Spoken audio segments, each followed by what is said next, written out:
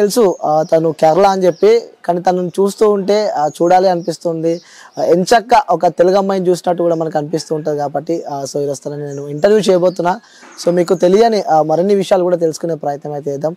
So నమస్తే అండి. Hello నమస్తే. ఎలా ఉన్నారు? నేను బాగున్నాను, మీరు ఎలా ఉన్నారు? సూపర్. థ్యాంక్ యూ అండి, thank you so much for the introduction. చాలా బాగా ఇంట్రొడ్యూస్ చేశారు, thank you so much. Yes, అంటే నిజంగా చెప్తున్నా మేడం, అంటే మిమ్మల్ని చూస్తూ ఉంటే అసలు మాకు కేరళ అమ్మాయిలా కనిపించారు. సో మా తెలుగు అమ్మాయిని మేము చూసుకున్నట్టు అనిపిస్తూ ఉంటుంది. Thank you so much. ఏంటి ఆ సీక్రెట్ ఏంటి? సీక్రెట్ ఏం లేదు, యాక్చువల్లీ ఆడియన్సే అదొక సీక్రెట్ అని చెప్పాలి.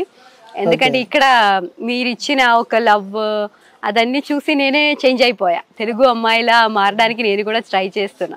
ఓకే, అంటే ముఖ్యంగా ఆ తెలుగు వాళ్ళు కూడా తెలుగులో మాట్లాడాలంటే కొంచెం ఇబ్బంది పడుతూ ఉంటారు. లైక్ అంటే వాళ్ళ ప్రెస్టీజియస్ ఏడా తగ్గుతుందేమో అని చెప్పి కూడా అనుకుంటారు. బట్ మీరు ఒక కేరళ అమ్మాయి అయ్యి ఉండి కూడా తెలుగు అంత ప్రాపర్ గా, సో అంత మంచి యూజ్ చేస్తూ ఉంటారు. ఏంటి ఆ సీక్రెట్ ఏంటి? అది నేనేమనుకుంటానంటే అందరూ నా ఫ్యామిలీయే కదా, అందరూ నా పీపులే కదా. ఇప్పుడు నా పీపుల్ ముందు నేను తప్పుగా మాట్లాడితే కూడా వాళ్ళేం అనుకోదు కదా. మేబీ నన్ను కొంచెం కరెక్ట్ చేస్తారు, అంతే కదా, ఎప్పుడు తప్పుగా అనుకోదు. సో నా పీపుల్ అని అనుకొని నేను తప్పుగా ఉన్నా కూడా ఏం పర్లేదని నేను ట్రై చేసి మాట్లాడుతున్నా. మనసంతా నువ్వే, సో మా మనసంతా మీరే.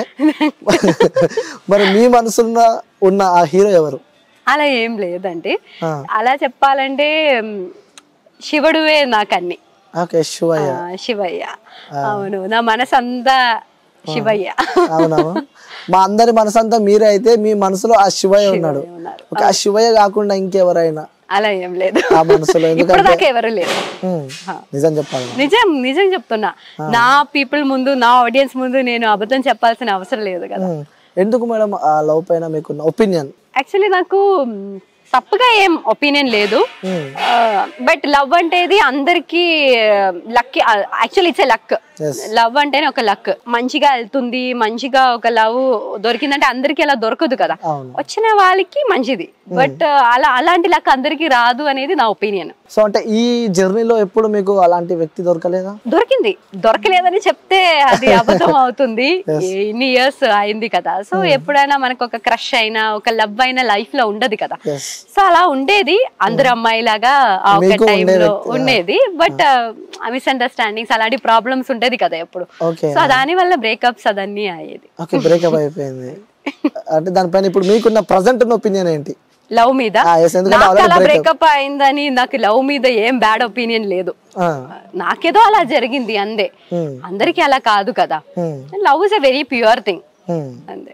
ఓకే, గుర్తుందా మేడం? ఆ మెమరీస్ గుర్తున్నాయా మీకు? ఇంకా ఉండదు కదా, ఏదైనా ఒక మెమరీ షేర్ చేసుకోరా? ఎందుకంటే మీ ఇంటర్వ్యూస్ నేను చూసా, బట్ కొన్ని అన్ని రొటీన్ గా మీ లైఫ్ జర్నీ అవన్నీ ఉన్నాయి కాబట్టి, సో మీ డీప్ గా మీ లైఫ్ లోకి వెళ్దాం అనుకుంటున్నా నేను. సో అందుకోసమే ఏదన్నా మెమరీస్ కొన్ని షేర్ చేసుకుంటారా తనతో ఉన్న మీ మెమరీస్? అదే ఆ పర్సన్ తో, అదే యాక్చువల్లీ చెప్పకూడదు ఎందుకంటే ఆ పర్సన్ కి ఆల్రెడీ మ్యారేజ్ అయిపోయింది. So he's already married. అప్పుడు నేను చెప్పకూడదు కదా, he's happy in his life, నేను నా లైఫ్ లో హ్యాపీగా ఉన్నా, అప్పుడు అలా చెప్పకూడదు కదా. అండ్ ఇప్పుడు అతను కూడా మూవ్ ఆన్ అయ్యారు, అందుకే మ్యారేజ్ చేసుకున్నాను. నేను కూడా మూవ్ ఆన్ అయ్యా. అప్పుడు ఆ మెమరీస్ అన్ని పెట్టుకొని యూజ్ ఏం లేదు కదా. బట్ ఏదైనా మంచి మెమరీసే ఉంది. ఓకే, అంటే ఆ క్షణంలో తనకి మ్యారేజ్ అవుతుందని చెప్పి తెలిసినప్పుడు మీ ఇన్నర్ ఫీలింగ్ ఏంటి మేడం? యాక్చువల్లీ నాకు అవుతుందని తెలియట్లేదు, ఆయన తర్వాత ఒక వీడియో చూసి తెలుసుకున్నా. అయ్యో, అదేంటి? యాక్చువల్లీ కాంటాక్ట్ లేదు కదా, బ్రేకప్ అయిన తర్వాత కాంటాక్ట్స్ అలా ఏం ఉండదు కదా. సో తర్వాత ఒక ఏదో ఇన్స్టాగ్రామ్ అలా ఏదో చూస్తుంటే ర్యాండమ్ గా ఒక వీడియో చూసా, అయ్యో ఎక్కడో చూసినట్టుంది, తెలిసిన పర్సన్ అని చూస్తే అతను. బాధ అనిపించిందా మేడం? ఏం లేదు, ఐఎమ్ హ్యాపీ ఫర్ హిమ్. ఎందుకంటే మ్యూచువల్ గా బ్రేకప్ అయింది కదా, సో అందుకనే ఐఎమ్ హ్యాపీ ఫర్ హిమ్. ఏం లేదు, బాధ ఏం లేదు. ఎందుకంటే ఏం జరిగినా మంచిదికే అని నేను అనుకుంటా, మన మంచికే.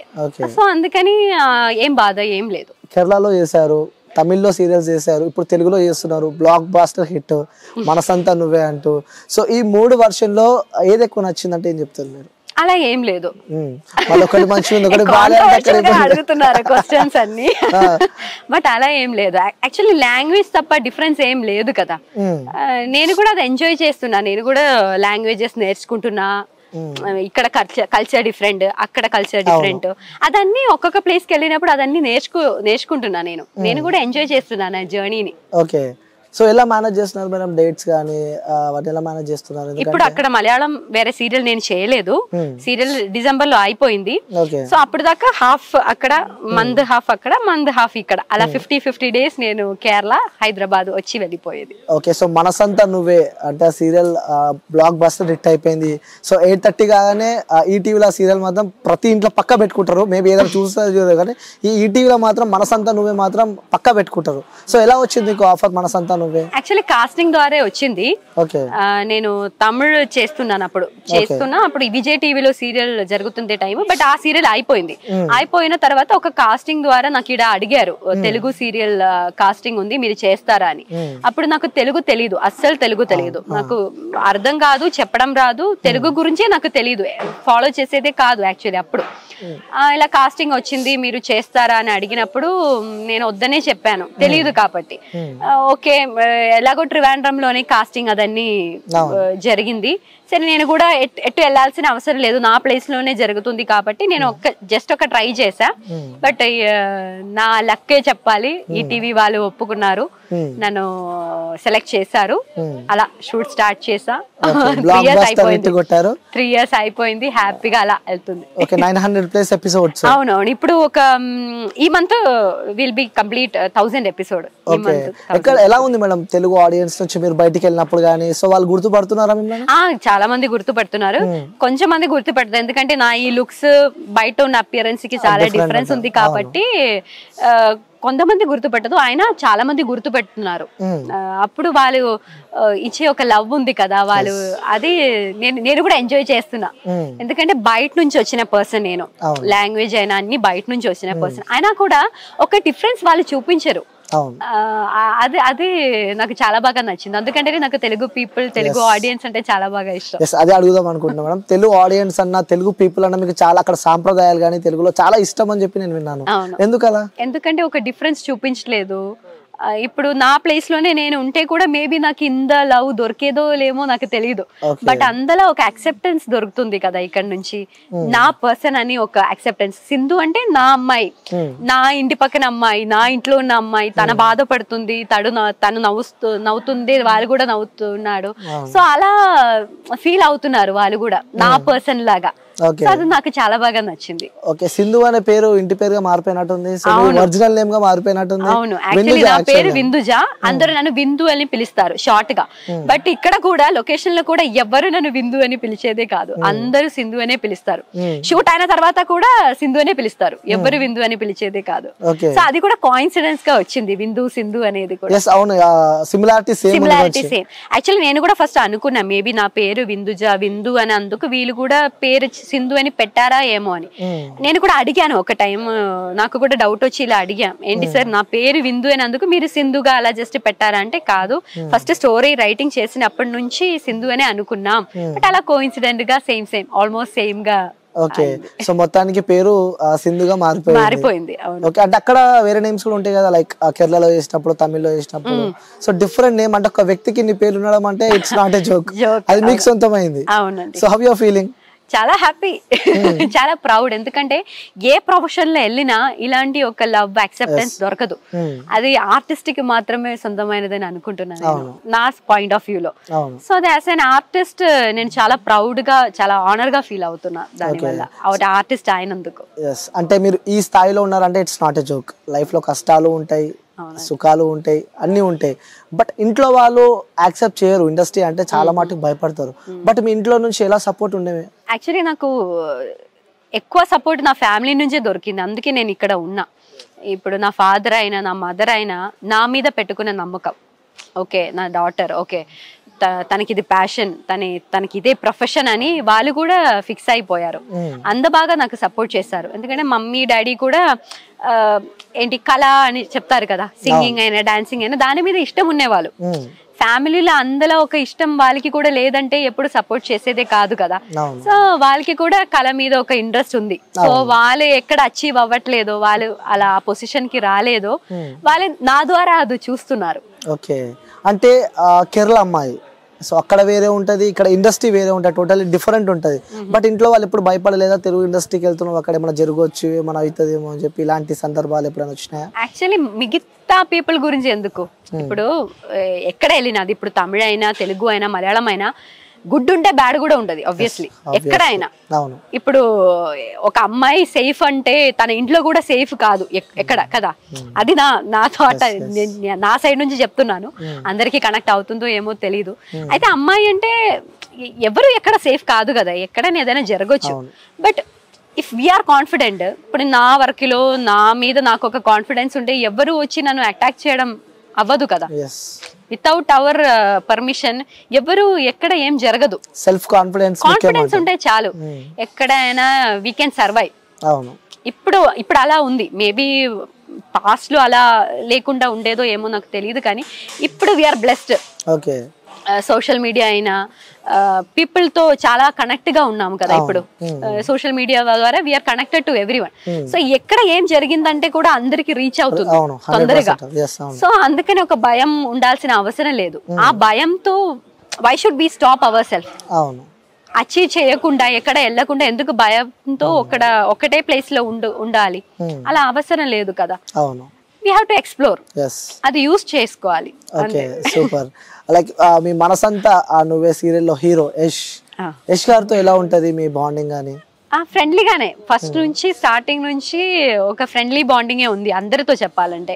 ఒక ఫ్యామిలీ లాగా అయిపోయింది. ఇక్కడ కేరళలో నాకు అక్కడ ఒక ఫ్యామిలీ ఎలా ఉందో అలాగే ఇక్కడ ఒక ఫ్యామిలీ 50 days ఉంటున్నాను కదా. సో వీళ్ళు కూడా నాకు ఒక ఫ్యామిలీయే, అన్న అక్క అలా ఒక రిలేషన్స్ ఉంది అందరితో. ఎలా ఉంటుంది సెట్ లో? ఎలా ఉంటుంది ఆన్ స్క్రీన్ అంటే మాకు తెలుసు, ఎట్లా అందరం చూస్తూనే ఉంటాం, కానీ ఆఫ్ స్క్రీన్ ఎలా ఉంటుంది? ఇంకా చాలా బాగుంటుంది. అందుకే ఇప్పుడు విలన్స్ ఉంది కదా, విలన్స్ అంటే వీళ్ళు ఏమనుకుంటారు, ఓకే ఆఫ్ స్క్రీన్ లో కూడా వీళ్ళు ఫైటింగ్ ఏ ఉంటది, అలా ఉంటది ఇలా ఉంటదని. సో మేమందరం బయటకు వెళ్ళేది, కలిసి రీల్స్ చేసేది, ఫన్ మూమెంట్స్ పెట్టుకుంటే అప్పుడు వీళ్ళు ఇలా థింగ్స్ చేస్తారు, కమెంట్స్ కూడా పెడతారు, వీళ్ళు ఇలాగే ఉండొచ్చు కదా సీరియల్ లో కూడా. బట్ సీరియల్ లో అలా ఉండలేము కదా, సీరియలే కదా. సో వీళ్ళకి కూడా ఎప్పుడు డౌట్, ఓ వీళ్ళు ఇంత క్లోజ్ గా ఉంటున్నారా రియల్ గా, అంత బాగా క్లోజ్. ఇప్పుడు లేడీస్ అంటే రియల్ గా కూడా కొంచెం అయ్యో లేడీస్ ఉన్న ప్లేస్ కొంచెం ప్రాబ్లమ్స్ అవుతుంది, ఈగోస్ ఉంటది కదా. ఏం లేదు, 3 years నుంచి ఇప్పుడు కొత్తగా వచ్చిన క్యారెక్టర్స్ అయినా అప్పటి నుంచి క్యారెక్టర్స్ అయినా అందరూ ఒక బాండింగ్ లో ఉన్నారు ఇక్కడ. అందుకే చెప్పాలంటే ఒక 3 years ఒక ప్రాజెక్ట్ రన్ చేయాలంటే అంత ఈజీ కాదు. సో అందరూ ఒకేలా థింక్ చేస్తున్నారు, ఒక బాండ్ మెయింటైన్ చేస్తున్నాను కాబట్టి వీఆర్ స్టిల్ హియర్. సీరియల్ లోనే కాదు, in real life also we are successful. Okay, super. Like మీ నాన్నగారికి ఆ సాంగ్స్ అంటే బాగా ఇష్టం అని చెప్పి మా అందరికి తెలుసు. సో చాలా ఇంట్రెస్ట్ లో మీరు చెప్పారు, కానీ ఆ థాట్స్ ఏమైనా మీకు వచ్చాయా? లైక్ ఆ కళలు మీకు ఏమైనా వచ్చాయా? నాన్నగారి చిన్నప్పుడు కొంచెం పాడేది సాంగ్స్ అన్ని, కొంచెం అలా పాడేది. నా డాడీ చాలా బాగా సింగ్ చేస్తారు. సో అప్పుడు కొంచెం సింగింగ్ మీద ఇంట్రెస్ట్ ఉండేది. స్కూల్లో ఉన్నప్పుడు కొంచెం నేర్చుకున్నా అది సింగింగ్. కేరళ సాంగ్స్ ఏనా లేకపోతే తెలుగు సాంగ్స్ కూడా పాడతారా? తెలుగు సాంగ్స్ కూడా కొంచెం ఇప్పుడు సాంగ్స్ వింటున్నాను కదా నేను, సో నాకు తెలుగు సాంగ్స్ అంటే కూడా చాలా ఇష్టం. నాకు తెలుసు మీరు చాలా బాగా పాడతారని చెప్పి కూడా. ఒకసారి మీరు ఇష్టపడే వ్యక్తుల కోసం మా అందరి కోసం ఒక మంచి సాంగ్ పాడొచ్చు. అయ్యో తెలుగులో ఏం కాదు. ఇక్కడ లొకేషన్ లో మీరు షూట్ చేస్తున్నారు, నేను పాడేది ఇక్కడ ఎవరైనా వింటే ఇంకా అది ట్రోలింగ్ అయిపోతుంది. నన్ను దాంతోనే ట్రోల్ చేస్తారు ఇక్కడ. ఎందుకంటే మిమ్మల్ని చూస్తే మా తెలుగు అమ్మాయిని చూసినట్టు ఉంటది కాబట్టి ఆల్మోస్ట్ మీ తెలుగు సాంగ్స్ అని వింటారు అని చెప్పి మాకు తెలుసు. ఒక్కసారి మా వ్యూవర్స్ అందరూ ఇప్పుడు నేను పాడితే వీళ్ళందరూ ఇక్కడ ఆపేసి వెళ్ళిపోతారు, నేను లాస్ట్ లో పాడతా. వ్యూవర్స్ కోసం తప్పైనా కూడా నేను పాడతా. ఇప్పుడే పాడితే వీళ్ళు అయ్యో ఇది వినాలా లాస్ట్ దాకా అని ఆపేసి వెళ్ళిపోతారు, అందుకని లాస్ట్ లో పాడతా. ఓకే. ఇక్కడ తెలుగుకి వచ్చిన తర్వాత ఎవరు ఫస్ట్ మీకు తెలుగు నేర్పించడం కానీ ఎవరు బాగా హెల్ప్ చేసేవాళ్ళు మీకు? నేను ఇది యాక్చువల్లీ ఒక ఇంటర్వ్యూలో కూడా చెప్పాను, ఇప్పుడు కూడా చెప్పాలి. ఫస్ట్ ఇండస్ట్రీ ఇక్కడ తెలుగులోకి వచ్చినప్పుడు నాకు అస్సలు తెలుగు రాదు కదా, నేను ఫుల్ ఇలా సైగలే, లేదంటే హిందీ ఇంగ్లీష్ లో మేనేజ్ చేసేది. అప్పుడు మన ప్రాంప్టర్ గారు ఫణీంద్ర భూపతి గారు అని ఒకరు ఉండేది, అతనికి తెలుగే తెలుసు, వేరే లాంగ్వేజ్ తెలుసు, బట్ కన్వే చేయాలి కదా ఆర్టిస్ట్ కి, అదన్నీ చెప్పాలి కదా. సో పాపం చాలా కష్టపడ్డారు నా కోసం.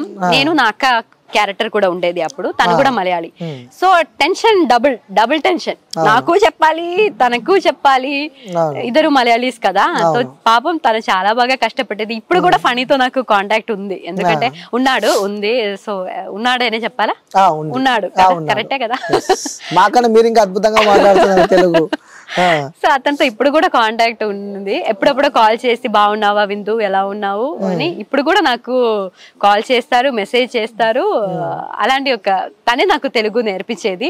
బట్ ఆల్ ఆర్టిస్ట్ కూడా చాలా బాగా సపోర్ట్ చేస్తారు అప్పుడు నాకు. ఇలా చెయ్యి, ఇది ఈ డైలాగ్ మీనింగ్ అంటే ఇది, అప్పుడు నువ్వు ఇలా కొంచెం చెయ్యి, అలా కొంచెం చెయ్యి అని నవీన్ అక్క అయినా, సంజయ్ సార్ అయినా, హీరో గారు ఏక్నాథ్ అయినా, అందరూ నాకు చాలా, నా డాడీ క్యారెక్టర్ సంజయ్ అస్రాని అని చెన్నై చాలా బాగా సపోర్ట్ చేసేది. అందరికి క్రెడిట్స్ ఇవ్వాలి ఇప్పుడు ఇక్కడ ఉందంటే. మీ సీరియల్ మీరు చూసుకుంటారా మేడం? చూస్తానండి. చూస్తారా? అసలు ఎలా ఎలా ఎగ్జైట్మెంట్ తో ఫీల్ అవుతూ ఉంటారు మీ యాక్టింగ్ మీరు చూసి? ఎందుకంటే సాడ్ ఉంటది, స్మైలీ ఉంటది, సో డిఫికల్టీ ఉంటది ఒక యాక్టింగ్ అంటే. సో మీరు చూసుకున్నప్పుడు ఎప్పుడైనా సాడ్ సీన్ చూస్తున్నప్పుడు మీ ఫీల్ ఏంటి? అప్పుడప్పుడు చాలా మంచి సీన్స్ వచ్చేది కదా, అప్పుడు నేను ఇలా ఫిక్స్ అవుతా, ఓకే టెలికాస్టింగ్ వచ్చినప్పుడు చూడాలి నేను ఎలా పర్ఫామ్ చేసేది, అదన్నీ అబ్జర్వ్ చేయాలి, ఏదైనా తప్పుగా చేశానా, ఇంకా మంచిగా ఎక్కడైనా ఇంప్రూవ్ చేయాలా అని. ఎక్కువ నాకు ఏడ్చే సీన్సే ఉండదు ఫస్ట్, మధ్య మధ్యలో కూడా ఎక్కువ ఏడ్చే సీన్సే ఉండేది. ఇప్పుడిప్పుడు సీన్స్ కొంచెం హ్యాపీ సీన్స్ వస్తుంది. సో ఏడ్చే సీన్స్ యాక్చువల్లీ నాకు అది చాలా బాగా ఇష్టం. కొంచెం సెంటిమెంట్ సీన్స్ చేయడం నాకు చాలా బాగా. రియల్ గా ఏడుస్తారా? నేను గ్లిసరిన్ లేకుండా చేస్తా. గ్లిసరిన్ వాడదా? వాడను. అయ్యో, అయితే ఫుల్ ఎమోషనల్ అనుకుంటా. అదే నేను రియల్ లైఫ్ లో నేను ఎక్కువ ఏడను. ఇప్పుడు ఏం ప్రాబ్లం వచ్చినా నేను ఏడను, ఎందుకంటే ఎవరు చూడరు కదా, ఎవరికి చూపించాలి యాక్చువల్లీ, ఎవరి నుంచి ఓకే మా బాధపడకు అలా ఎవరు చెప్పరు కదా. సో అందుకని నాకు ఎవరి ముందు ఏడవడం నాకు ఇష్టం లేదు. సో ఏం చేస్తానంటే రియల్ లైఫ్ లో అలాంటి ఒక సిచ్యువేషన్ వచ్చినా కూడా నేను ఏడను, అదన్నీ నేను సేవ్ చేసుకొని ఇలాంటి సీరియల్లో ఏడవాలి కదా, అప్పుడు ఏడ్ చేస్తా. అప్పుడు ఏంటి ప్లస్ అంటే చూసిన వాళ్ళకి కూడా ఆర్టిఫిషియల్ గా ఫీల్ అవ్వదు, నేను కూడా గ్లిసరిన్ పెట్టిన ఐస్ అదన్నీ ఖరాబ్ చేసుకున్న అవసరం లేదు, ఒక ఫీలింగ్ కూడా మంచిగా వస్తుంది, ఒక సాటిస్ఫాక్షన్ ఉంటుంది, ఓకే రియల్ ఫీలింగ్ వచ్చిందని. అందుకే బేబీ చూసిన ఆడియన్స్ కూడా చాలా బాగా కనెక్ట్ అవుతున్నారు నాకు అని అనుకుంటున్నాను నేను. లైక్ అంటే మీరు రియల్ లైఫ్ ని చూసుకుంటే, రియల్ లైఫ్ చూసుకుంటే ఎప్పుడైనా చేసేటప్పుడు ఏదైనా కంపారిజన్ ఈక్వల్ గా అనిపించిన సిచ్యువేషన్ లేదని ఉన్నాయా మీ లైఫ్ లో? యాక్చువల్లీ సింధు విందు అంటే చాలా డిఫరెన్స్, ఎంటైర్లీ ఆపోజిట్. సింధు విందు అంటే ఎక్కడ నాకు సేమ్ అనిపించేదే కాదు. సింధు ఎంటైర్లీ డిఫరెంట్ కదా, అందరి కోసం థింక్ చేసేది, మిగతా వాళ్ళు బాగుండాలని అనిపించేది, అలాగే కదా సింధు.